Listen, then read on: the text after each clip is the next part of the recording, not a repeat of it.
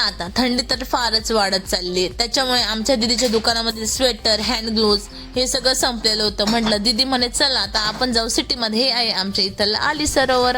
तर सिटीमध्ये जाण्यासाठी आम्हाला हे आली सरोवर पासूनच जावं लागतं. मग दीदींच्या दुकानामध्ये गेलो आम्ही, त्या जिथे दीदींना ते सामान घ्यायचं होतं स्वेटर वगैरे.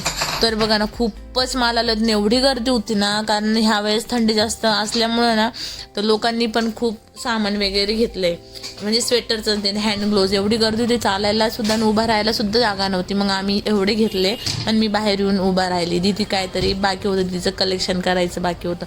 मग ती इकडे आली आणि स्कूटी आणत होती, मग मी इकडे उभी होती. आणि मग मी तर झाली बाबा लय बोर. ती गोणी मलाच उचलावं लागत होती. म्हटलं जाऊ द्या, दीदीने तर आपल्याला एवढं साथ देते तर आपल्याला तिला एवढी मदत करायला काय होतं. पण काय झालं, मला ना खूपच आज दुखणंच येऊन गेलं होतं.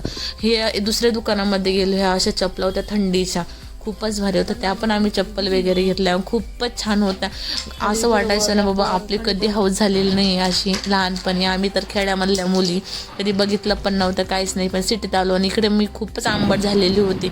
मग नंतर झालं आमचं घरी जाण्याचं वेळ. माझा चेहरा बघा ना किती उतरलेला आहे, खूपच बोर होते मला ना, म्हणजे तब्येतच बरी वाटत नव्हती, कसं तरी होत होती. म्हटलं चला आता घरी जाऊन परत काम वगैरे. घरी गेल्यावर मग काय माझ्या डिसिजनला शाळेमधनं ह्या दोघींना बघितल्यावर ना तर माझं जे दुखणं होतं ना ते पण अर्ध पळून जातं. की बाबा असं वाटतं की जर आपणच बसून राहिलो दुखणं काढत तर ह्या दोघांना कोण बघणार रिद्धी सिद्धींना.